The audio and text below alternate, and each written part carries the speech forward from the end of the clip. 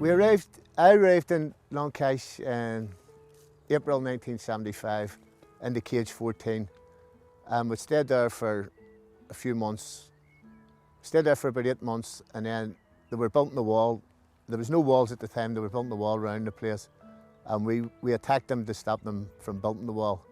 So they moved us from 14 to cage 5 because it was further out of the road, and we arrived here in February 76, and because it was so close to the perimeter, we decided to start building a tunnel, or trying to make an escape.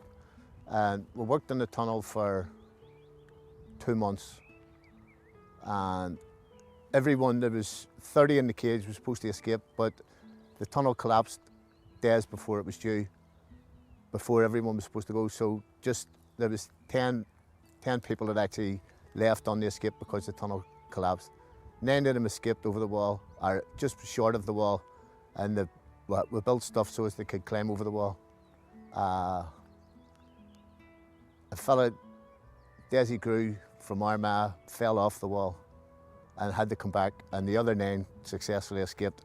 2 of them was captured the next morning, and the other 7 got away to freedom.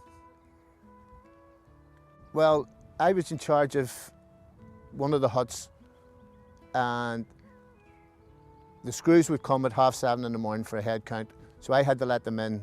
I let them into the cage, and they came in and had a head count, and then they left. And the rest of the day was free. You were on your own.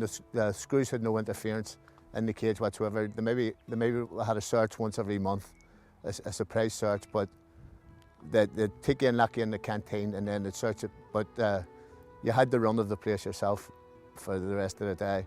You were locked up in at 9 o'clock at night. The screws had a head count and locked you up at 9 o'clock at night. Well, we lived in Nissan huts. There was three full huts and a half hut which was used for the canteen, and a half hut for a few older prisoners liked to stay in the half hut. They stayed there, and we had football on the big pitch outside twice a week, and we used to get a film once a week maybe, and we just done our own thing most of the time. Had classes, educational classes and discussions and stuff, you know. Once we arrived in this cage, we started to build a tunnel, or devise the tunnel. So everybody had their input, but the biggest problem was getting rid of the tunnel itself. So for a long time, we put everything back in, which we dug out, but over a matter of weeks, it became too much. So it was taking more time to actually take the stuff out, and we weren't doing no building. So everyone was supposed to leave on the escape. There was 32 in the hut at the time, and during the day, the screws was walking around the perimeter of the yard, and the yard collapsed. So we put a mattress over it and decided then we had to go that night. So the people who were selected to go, there was 10 people selected to go, and then if anyone else could go after it was okay, but the tunnel actually collapsed as they were going. So when they got out, they were short of the wall. They were short of the wall, and there was some building material. So they used a couple of scaffolding planks and stuff to scale the wall between the 2 sanctuary boxes, but there was no one in. Well, the sanctuaries, they'd never seen anything anyway. So they were on the wall, and they got over the other side, and one of the prisoners fell off the wall and had to come back in, and he only got in through the cage, through the window of the cage, and he was badly injured. Was Desi Grew. The next morning, they had left. The last of the prisoners had left at about 2 o'clock, 3 o'clock in the morning, and the screws didn't come in till 7:30 the next morning. So I opened the gate for the screws to come in. They came in and they were in a state of shock, where trying to have the head count. So the head of security came down and put us all. We were put into the canteen and locked in the canteen for the day. Then the next morning, when they had the head count all sorted out, They came with the dogs and battens, and we were beat from the canteen back into our huts, which was all in an offal. They were in a disarray. Everything was destroyed because they had the wall built around 14 at that stage, and they closed this end of the camp down. Well, after the escape, we went back to cage 14, and everything, it was okay in cage 14. Everyone was getting on, and then a year later there was a bit of a dispute between certain prisoners, and people took different sides, and I think 19 of us left the cage and went to the H blocks then. We lost our political status because we'd left the cages, and we lost our political status, and we ended up in the H blocks then for the rest of our sentences, you know. Well, it was just about who had escaped, who didn't escape. Different people had taken over then.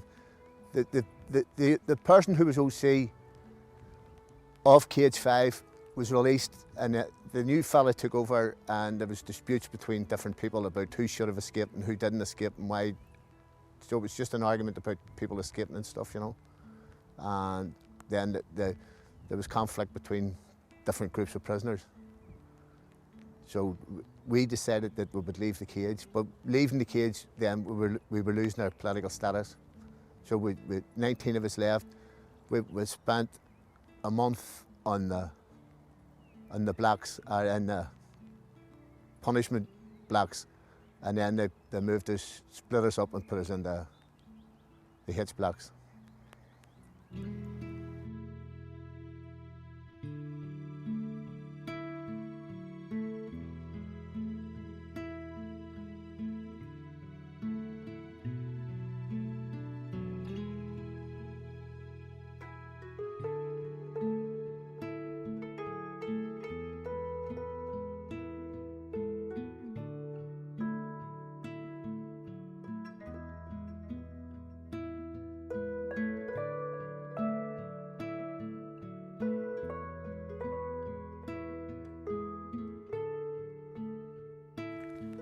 When we went into 14, it was as a result of a split between the official IRA and the INLA. The INLA was formed in 1974, December 1974, and the prisoners who was in the official IRA decided to join the INLA. So they had actually acquired a cage, which was cage 14, and then there was a feud developed between the official IRA and the INLA, and the INLA then had more prisoners, and we had our own cage then as cage 14. And from, say, February 1975 till March 76, there was new prisoners arriving all the time.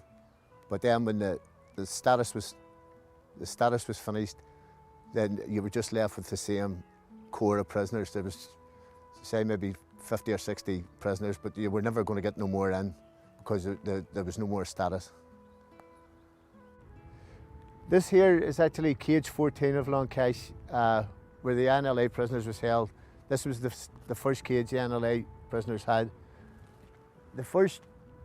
This is the first hut. This was the canteen and the weights room, and we used to watch films here. The steps, we used to have a prisoner would sit in the steps to keep an eye on the gate lodge, and he would take any messages off the screws, because there was no conversation with the screws. We just done it through one person who took anything, so there was no conversation whatsoever with the screws, and all the time we were here. There was a study hut here, study hut in the middle here, and behind that was the shower block and the toilets. We had the three main huts. One of them was a half hut, which we used as a canteen. This was the half hut. Half of it was used for a canteen, and the other half, a few older prisoners used to stay there because it was more quiet for them, and they were able to study and stuff in it. The other two huts was two full-size huts, and you would have had 30 people in each, 30 prisoners in each hut. We were in the last hut here. And at the time when we came into the cages, there was no wall around the jail. So they started to build a wall, but we tried to stop them as best we could. We're catapults, and we used to attack them when they were putting up scaffolding and stuff. So this went on for a number of weeks, and then they decided to move us to cage 5 because it was further out of the road, and they already had the wall built around that. So they moved us to cage 5. But this was where we used to play football, and all our games was in this part, this waste ground part, and we had the big pitches there which we played. We got football twice a week maybe, you know, and we played Gaelic and soccer. This is the wall.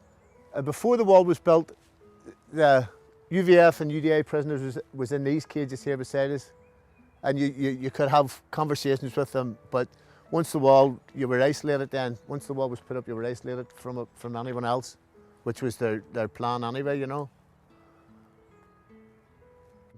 The wall was put up and everything was blocked off and you were isolated, and it was just us in the cage then.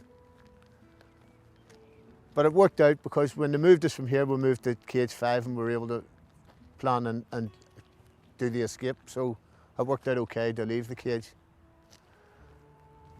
But it's very strange.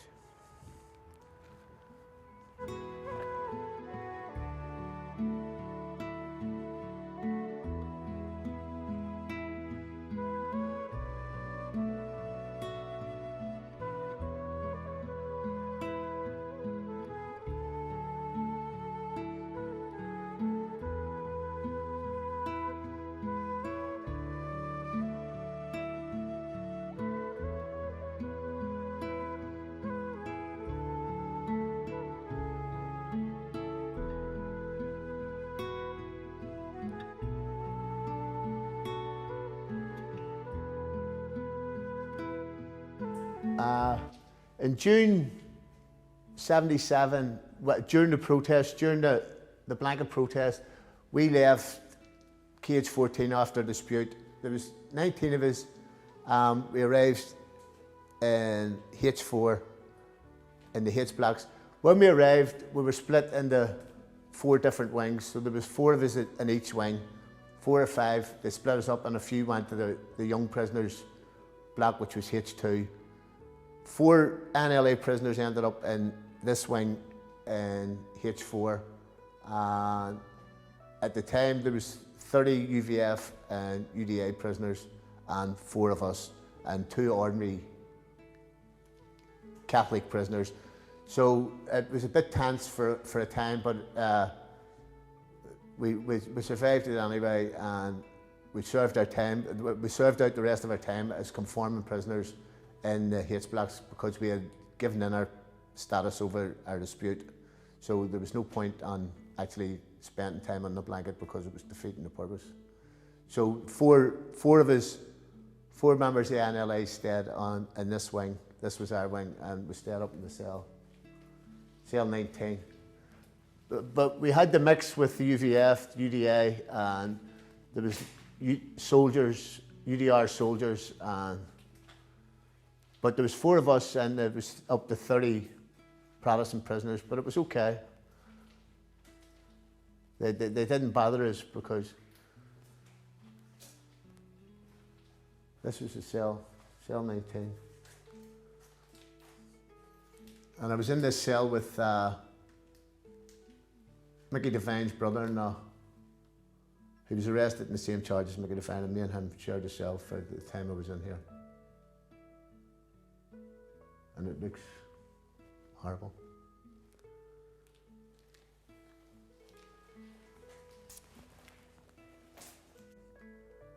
We just stuck to ourselves because there was only four Republicans. So we sort of just lived on our own, so it didn't really bother us, you know. When we left the cage, we had left the cage with intentions of getting another cage to keep our status. So when that was, we didn't realise we were being refused status, but we were brought to the H blocks, so we decided to go on the blanket protest.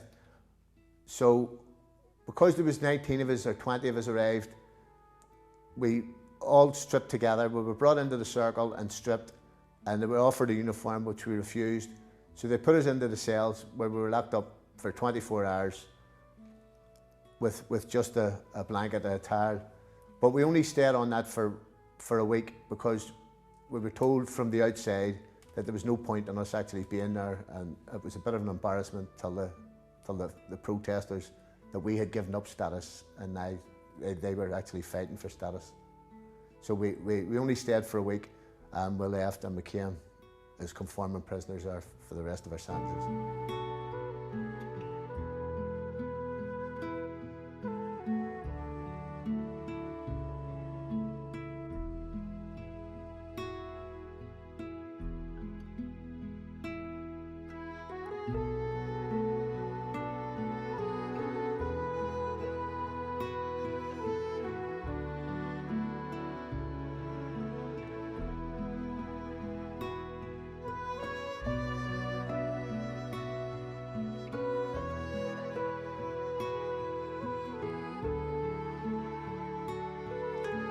Well, when the blocks was built, they were built as individual cells, so there was only supposed to be one prisoner per cell.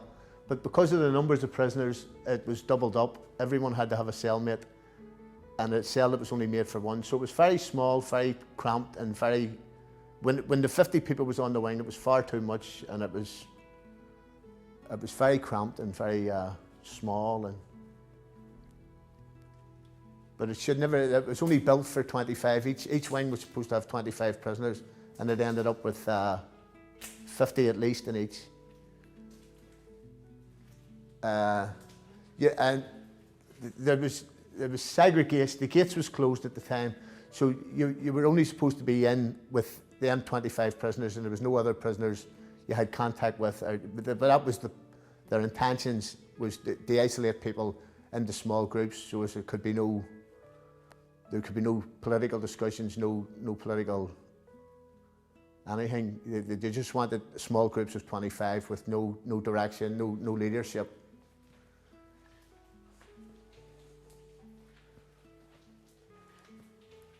But that them gates was blocked, and you weren't allowed to make the other prisoners. You couldn't speak to the other prisoners or talk to them. So it was just to keep you confined in small groups.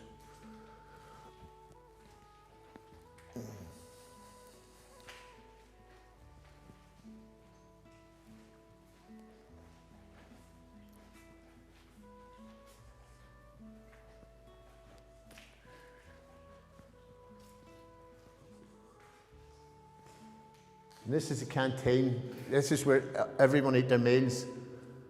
The only time if a prison officer was killed during the protest, then you were locked in your cells and you had to eat. So prisoners didn't eat for 3 days then as a protest of having to eat in their cells. But then it ended up there was 50 people had their meals in here. It's very small. And this was your recreation.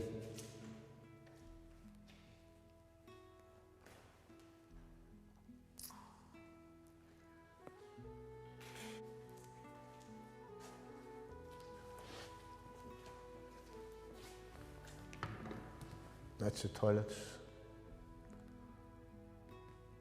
Same again for 50 prisoners. There was one bath and 3 showers for 50 prisoners. It's not much. And it was always cramped.